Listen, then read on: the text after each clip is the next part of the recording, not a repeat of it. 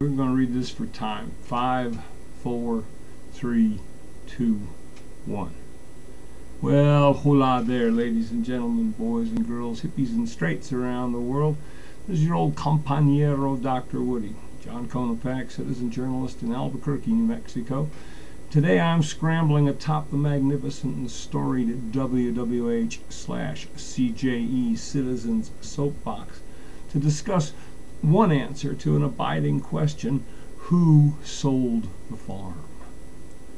By the time you read or hear this, former President Bill Clinton will already have had a prominent role in the unfolding DNC proceedings in Charlotte. His participation will have inevitably been attended by references to the successes of his regime, lilies gilded, one might say, to within a tenth a gram of their carrying capacity, and Clinton will bask in the reflected acclaim and adulation.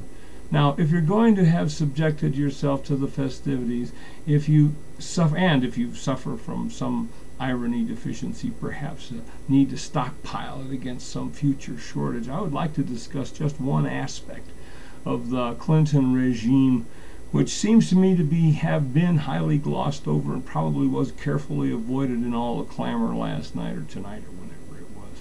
That is his connection, indeed his complicity, in the devastating banking crisis of 2007 and onward, in perpetuity it seems, the effects of which have not been substantially dissipated for average Americans even after 5 years. It's worth remembering that Bill Clenis Clinton, who sold the farm on financial regulation at the behest of his crack team of economic superstars, remember from the cover of Time magazine, Robert Citibank Rubin, Harvard's misogynist Larry Summers, and Alan, I call him A.N., Greenspan, and their towel boy Tim Geithner from the New York City Fed.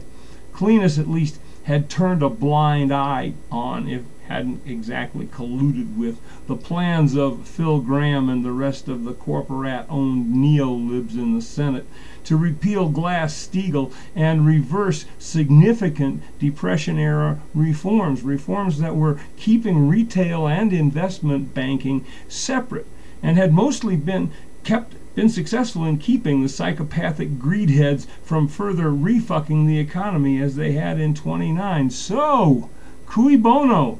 Who profits? The wise old Roman cynic Cicero, also says pronounced Cicero, always asked with a plangent double dative.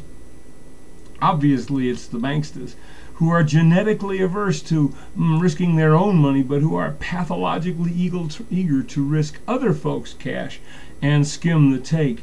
Heretofore, Glass-Steagal had forbidden the gangsters from looting commercial assets for extra investment capital. That was what the Glass-Steagal bill did, but when it was stricken and replaced by Gramm-Leach-Bliley with a subsequent measure that enabled the credit default swaps, the Commodity Futures Modernization Act, also signed by Clinton this time in 2000 as he was sneaking his way out the door on his way towards untold riches. Well, those two bills, they sowed the seeds for the coming crises, as we all know. Once that was done, what followed in 2007 and subsequent was just damn near fucking inevitable, and they all knew it.